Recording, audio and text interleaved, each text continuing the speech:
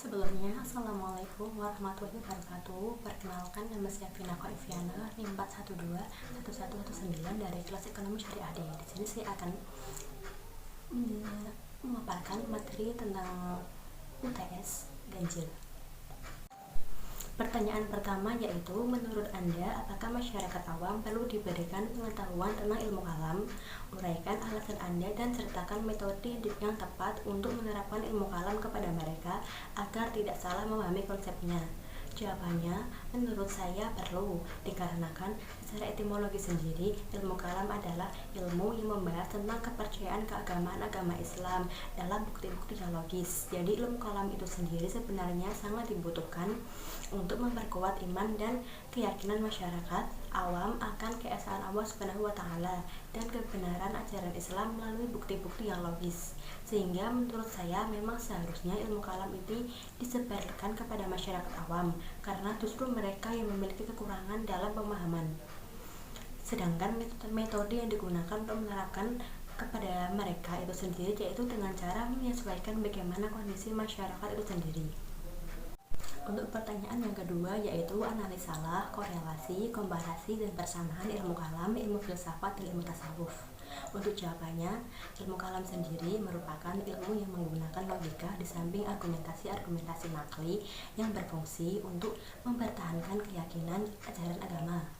Ilmu tasawuf merupakan ilmu yang lebih menekankan rasa daripada rasio, sedangkan ilmu filsafat yaitu ilmu yang digunakan untuk memperoleh kebenaran rasional.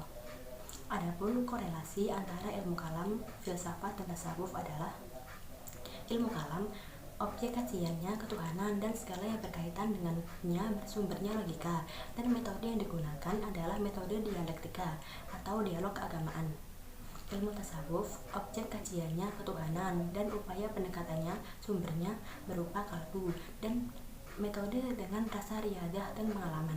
Ilmu filsafat kajiannya yaitu ketuhanan di samping masalah alam manusia dan segala sesuatu yang ada sumbernya yaitu logika. Metode yang digunakan adalah metode rasional. Hubungan antara ilmu kalam, ilmu filsafat dan ilmu filsafat berkaitan dengan penggunaan rasio atau logika dalam mencari kebenaran akidah agama. Filsafat dijadikan sebagai alat untuk membenarkan nas agama. Filsafat mengawali pembuktiannya dengan argumentasi akal, barulah kebenarannya diberikan wahyu. Sedangkan ilmu kalam mencari wahyu dan berbicara tentang keberadaan Tuhan, baru kemudian didukung oleh argumentasi akal. Hubungan antara ilmu kalam dengan tasawuf diantaranya adalah materi-materi ilmu kalam dalam mencari dalil-dalil rasional hanya menyangkut tentang seberapa besar kekuatan akal dan terkesan tidak menyentuh. Namun ilmu kalam tidak menjelaskan bagaimana seseorang dapat merasakan langsung bahwa Allah dapat melihat dan mendengar. Disinilah peran dari tasawuf, yaitu untuk memberi wawasan spiritual dalam pemahaman kalam sehingga dapat memberikan penghayatan dan yang mendalam lewat hati yang diimplikasikan dalam perilaku, terutama kualitas ibadah. Selain itu, ilmu kalam juga berfungsi sebagai pengendali tasawuf. Karena itu, jika timbul suatu aliran atau kecenderungan tasawuf yang bertentangan dengan akidah atau lahir kepercayaan baru yang bertentangan dengan Al-Quran atau Sunnah, maka hal itu termasuk penyimpangan doktrinal yang harus ditolak.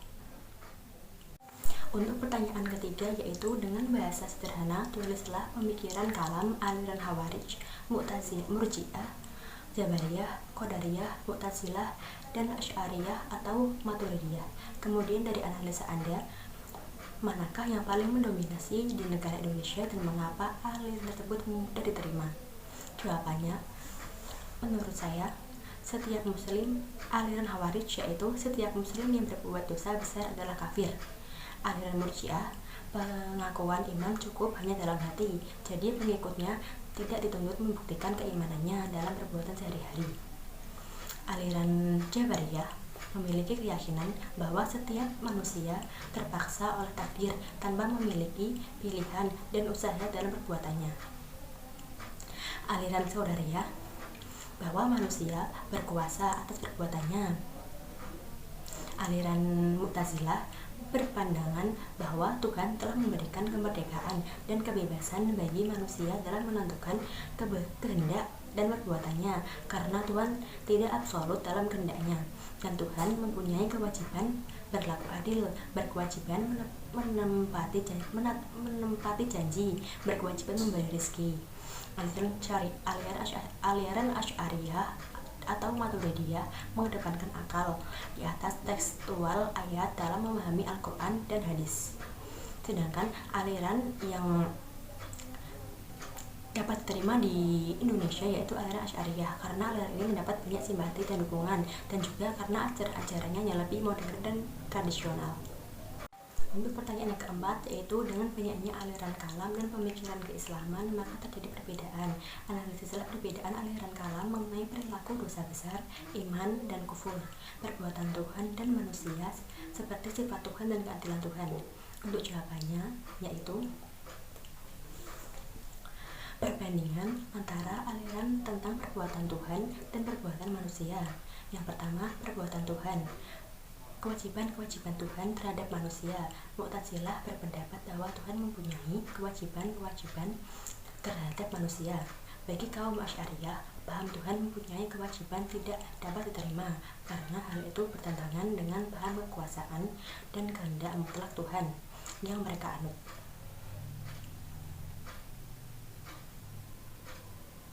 Kaum Maturidiyah, golongan Bukhara, sepaham dengan kaum Asy'ariyah, sedangkan Maturidiyah Bukhara dapat menerima paham adanya kewajiban-kewajiban bagi Tuhan. Perbuatan baik dan terbaik. Mu'tazilah berpendapat kewajiban Tuhan berbuat baik, bahkan yang terbaik bagi manusia. Asy'ariyah berpendapat bahwa Tuhan tidak berkewajiban berbuat baik dan terbaik bagi manusia. Kaum Maturidian dengan kedua golongannya juga tidak sepaham dengan kaum Mu'tazilah dalam hal ini. Beban di luar kemampuan manusia. Mu'tazilah tak dapat menerima paham bahwa Tuhan dapat memberikan kepada manusia beban yang tak dapat dipikul. Asy'ariyah dapat menerima paham pemberian beban yang di luar kemampuan manusia ini. Maturidiyah golongan Bukhara sependapat dengan kaum Asy'ariyah, sedangkan golongan Samarhan sependapat dengan Mu'tazilah. Pengiriman Rasul-Rasul. Bagi kaum Mu'tazilah, dengan kepercayaan mereka bahwa akal dapat mengetahui hal-hal tentang alam ghaib, pengiriman Rasul-Rasul sebenarnya tidak begitu penting. Kaum Asy'ariyah, sesungguhnya pengiriman Rasul-Rasul dalam teologi mereka mempunyai arti penting, menolak sifat wajibnya pengiriman demikian, karena hal itu bertentangan dengan keyakinan mereka bahwa Tuhan tidak mempunyai kewajiban apa-apa terhadap manusia. Maturidiyah Samarhan sepaham dengan kaum Mu'tazilah, sedangkan golongan Bukhara yang berpendapat bahwa Tuhan tidak mempunyai kewajiban terhadap manusia.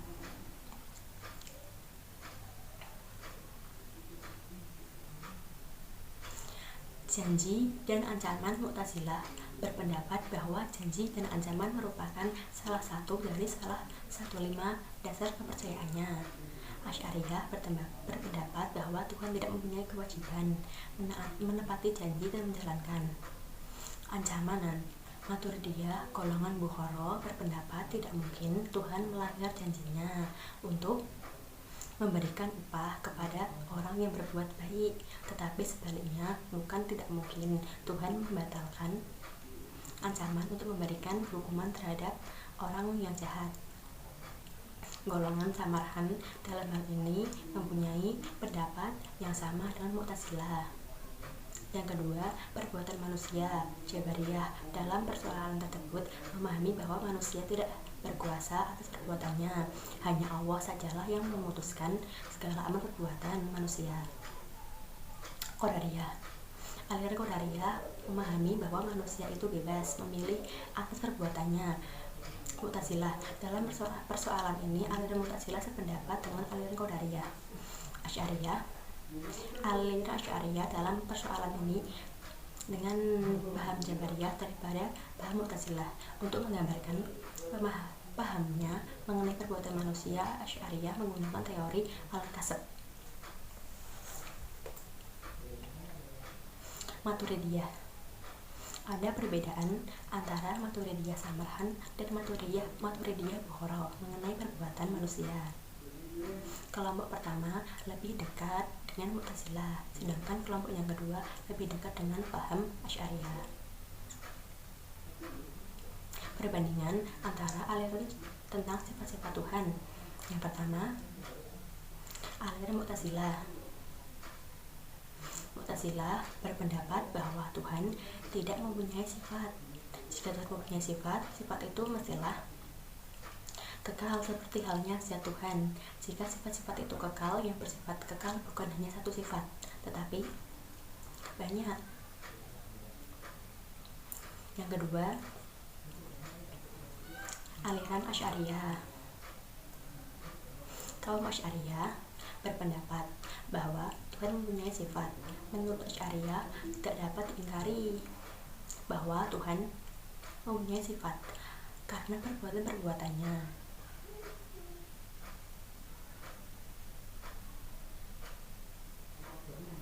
Untuk yang ketiga, yaitu aliran Maturidiyah.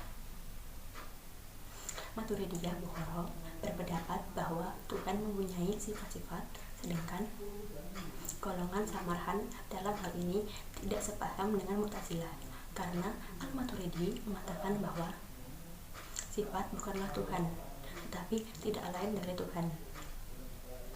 Untuk yang keempat, aliran Syiah Rafidhah.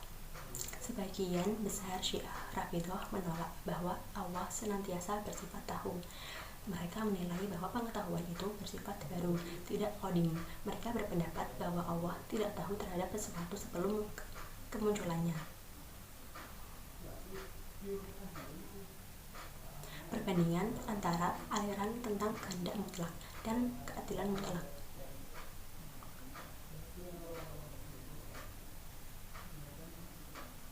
Untuk yang pertama, kehendak mutlak Tuhan. Mu'tazilah. Yang pertama ada Mu'tazilah.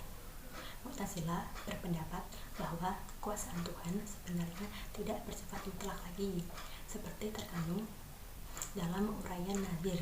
Kekuatan mutlak Tuhan telah dibatasi oleh kebebasan yang menurut paham Mu'tazilah yang telah diberikan kepada manusia dalam menentukan kemauan dan perbuatan. Yang kedua, Asy'ariyah. Bagi kaum Asy'ariyah, Tuhan berkuasa dan berkehendak mutlak. Tuhan tidak tunduk kepada siapapun di atas Tuhan. Tidak ada suatu zat lain yang dapat membuat hukum dan dapat menentukan apa yang boleh dibuat dan apa yang tidak boleh dibuat Tuhan. Untuk yang ketiga, yaitu ada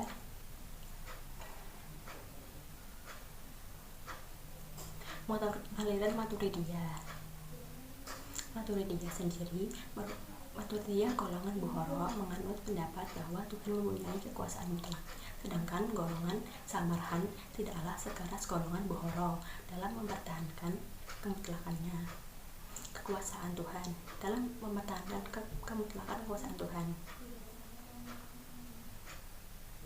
Yang kedua ada keadilan Tuhan. Ada aliran Mu'tazilah. Kaum Mu'tazilah karena percaya pada kekuatan akal dan kemerdekaan serta kebebasan manusia, mempunyai tendensi untuk menjiwai wujud ini dari rasio dan kepentingan manusia. Memang dalam paham Mu'tazilah, semua makhluk lainnya diciptakan Tuhan untuk kepentingan manusia. Yang B, ada aliran Asy'ariyah. Kaum Asy'ariyah menolak paham Mu'tazilah bahwa Tuhan mempunyai tujuan-tujuan dalam perbuatannya. Bagi mereka, perbuatan Tuhan tidak mempunyai tujuan-tujuan dalam arti sebab yang mendorong Tuhan untuk berbuat sesuatu. Yang C, ada aliran Maturidiyah. Dalam hal ini, kaum Maturidiyah golongan Bukhara mempunyai sikap yang sama dengan kaum Asy'ariyah. Menurut Al-Bahlawi, tidak ada tujuan yang mendorong Tuhan untuk menciptakan kosmos ini. Tuhan berbuat sekehendak hatinya. Kaum Maturidiyah, golongan Samarkand dalam hal ini lebih dekat dengan kaum Mu'tazilah daripada dengan kaum Asy'ariyah. Perbandingan antara aliran tentang perilaku dosa besar. Yang pertama, aliran Khawarij. Khawarij mempunyai banyak subsekte, yaitu Asy'ariyah, Nahdah, Al-Muhakimat, An-Nadat, As-Sufriyah. Semua pelaku dosa besar menurut subsekte Khawarij kecuali Nahdah adalah kafir dan akan tersiksa di neraka selamanya. Yang kedua, aliran Murji'ah. Murji'ah terbagi atas dua subsekte, yaitu yang pertama ada Murji'ah ekstrim. Mereka berpendapat pelaku dosa besar tidak akan disiksa di neraka. Sedangkan yang kedua yaitu ada Murji'ah moderat. Mereka berpendapat pelaku dosa besar tidaklah menjadi kafir meskipun mereka disiksa di neraka. Ia tidak kekal di dalamnya. Yang ketiga ada aliran Mu'tazilah. Menurut pendapat aliran Mu'tazilah, setiap pelaku dosa besar mereka berada di posisi tengah antara mukmin dan kafir. Jika pelakunya meninggal dunia dan belum sempat bertobat, maka ia akan dimasukkan ke dalam neraka selama-lamanya. Yang keempat ada aliran Asy'ariyah. Aliran Asy'ariyah sebagai wakil Ahlussunnah tidak mengkafirkan orang-orang yang sujud ke Baitullah walaupun melakukan dosa besar seperti berzina dan mencuri. Yang kelima ada aliran Maturidiyah. Aliran Maturidiyah baik Samarkand dan Bukhara sepakat mengatakan bahwa pelaku dosa besar masih tetap mukmin karena adanya keimanan dalam dirinya. Perbandingan antara aliran tentang iman dan kufur. Yang pertama ada aliran Khawarij. Iman dalam pandangan Khawarij tidak semata-mata percaya kepada Allah, mengajarkan segala kewajiban perintah agama juga merupakan sebagian dari keimanan. Semua perbuatan berbau religius, termasuk di dalamnya masalah kekuasaan, adalah bagian dari keimanan. Dengan demikian, siapapun yang menyatakan dirinya iman kepada Allah Subhanahu wa Ta'ala dan bahwa Muhammad adalah Rasulnya, tapi tidak melakukan kewajiban agama dan malah melakukan perbuatan dosa, ia dipandang kafir. Yang kedua ada aliran Murji'ah. Untuk Murji'ah yang ekstrim, mereka berpandangan bahwa keimanan terletak di dalam kalbu. Adapun ucapan dan perbuatan tidak selamanya menggambarkan apa yang ada di dalam kalbu. Untuk Murji'ah moderat, mereka berpendapat bahwa pelaku dosa besar tidaklah menjadi kafir meskipun disiksa di neraka. Ia tidak kekal dalamnya, tergantung pada dosa yang dilakukannya. Yang ketiga ada aliran Mu'tazilah. Seluruh pemikiran Mu'tazilah sepakat bahwa amal perbuatan merupakan salah satu unsur terpenting dalam konsep iman, bahkan hampir mengidentikannya dengan iman. Ini mudah dimengerti karena konsep mereka tentang amal sebagai bagian penting keimanan memiliki keterkaitan langsung dengan masalah janji dan ancaman yang merupakan salah satu dari Pancasila Mu'tazilah. Yang keempat ada aliran Asy'ariyah. Aliran Asy'ariyah berkata iman adalah membenarkan dalam kalbu, sedangkan mengatakan dengan lisan dan melakukan berbagai kewajiban utama hanyalah merupakan cabang-cabang iman. Oleh sebab itu, siapapun yang memberikan keesaan Tuhan dengan kalbunya dan juga membenarkan utusan-utusannya beserta apa yang mereka bawa darinya, iman yang semacam itu merupakan iman yang sahih, dan keimanan seorang tidak akan hilang kecuali jika ia mengingkari salah satu dari hal tersebut. Yang kelima ada aliran Maturidiyah. Maturidiyah Samarkand berpendapat bahwa iman adalah tasdik bi qalbi, bukan semata-mata ikrar bin lisan. Sedangkan Maturidiyah Bukhara berpendapat bahwa iman tidak dapat berkurang tetapi bisa bertambah dengan adanya ibadah-ibadah yang dilakukan.